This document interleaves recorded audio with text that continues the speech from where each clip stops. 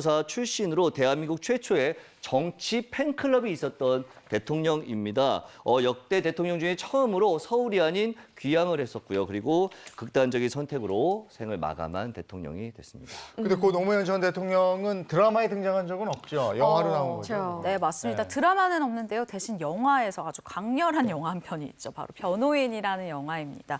이 영화에서요, 고 노무현 전 대통령을 모델로 한 인물을 송강호 씨가 연기를 했었거든요.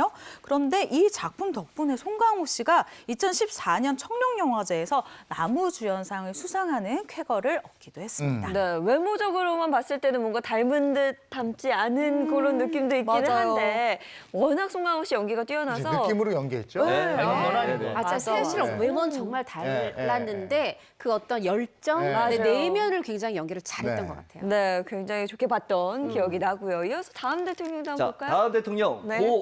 이제는 고는 아니죠. 네. 자, 이명박 전 대통령입니다. 이명박 전 대통령은 제17대 대통령으로 대기업 CEO 출신 대통령입니다. 버스 환승제, 청계천 복원 사업, 그리고 평창 동계 올림픽을 유치한 대통령이죠. 개인적으로는 유인촌 씨가 더 기억이 나고.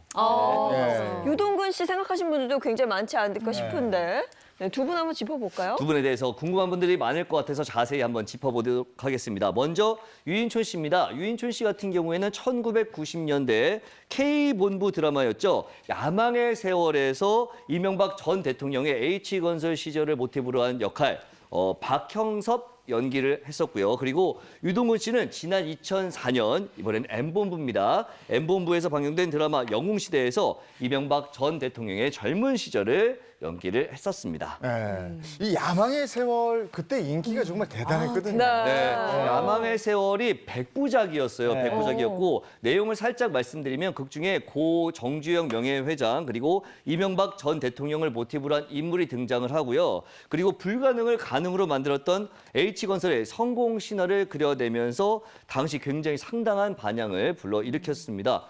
이명박 전 대통령이 서울시장을 역임했을 당시에 유인촌 씨가 서울문화재단의 이사장을 역임하기도 했다고 합니다. 근데 당시에 논란이 좀 있었다고요? 네, 그렇습니다. 이 서울문화재단 이사장 모집이라는 게요. 사실 이 공모를 통해서 이사회에서 최종 결정을 내리는 시스템으로 결정이 되는 건데 이때 이 이사장 모집에 원서를 내지 않았었던 유인촌 씨가 후보로 추천이 되어서 이사장까지 낙점이 됐기 때문에 좀 그때 크게 논란이 된 바가 있습니다. 네. 아니 이명박 전 대통령이 당선된 다음에 유인촌 씨는 장관 하지 않으셨어요? 맞아요.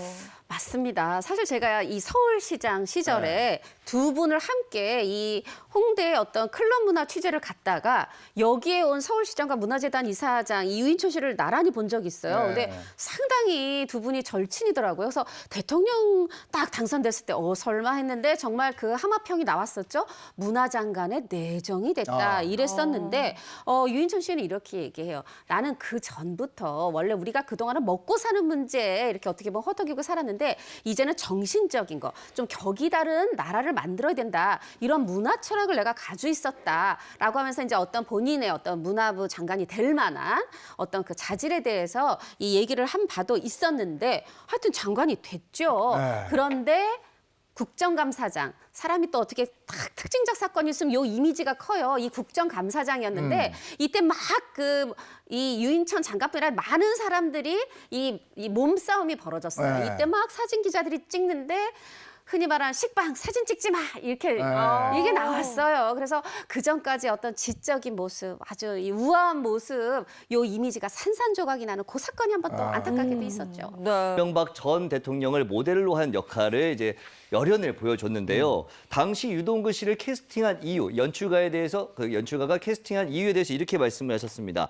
유동근은 카리스마 있는 역을 다수 해왔다. 드라마의 무게 중심을 잡을 수 있는 배우다. 추진력과 저돌성을 보여주는 캐릭터를 적절히 잘 소화해낼 것이라 믿는다. 라면서 캐스팅에 대한 어떤 배경을 밝히기도 했습니다. 네, 이유는 그랬을 것 같은데 근데 사진 보시면 아시겠지만 정말 안 닮았어요. 그렇죠? 겉보이는 이미지 자체는 좀 다르거든요. 아, 네, 맞습니다. 사실 역대 대통령을 연기한 배우들 중에 가장 싱크로율이 낮은 배우이지만 네. 연기력으로 이것을 이겨낸 배우이기도 한데요. 유동근 씨도 처음에는 내가 이명박 대통령을 닮지 않은 외모인데 나 이거 해도 되나? 라고 고민을 굉장히 많이 했다고 있다고 해요. 이에 유동근 씨가 이명박 전 대통령을 직접 만나서 살아온 이야기를 좀 들으면 되지 않을까라고 생각을 했는데 또 그러고 싶었지만 예민하게 보는 시선 때문에 그런 만남을 청하거나 만나지는 않았고요. 또 마찬가지로 이명박 전 대통령의 책이나 정보에 대해서는 아예 그냥 내가 아예 보지 말고 가자. 그냥 차라리 이 집필한 작가와 연출자의 시각으로 내가 새로운 캐릭터를, 이 대통령이라는 캐릭터를 만들어 보자라는 생각으로 연기에 임했다고 합니다. 네.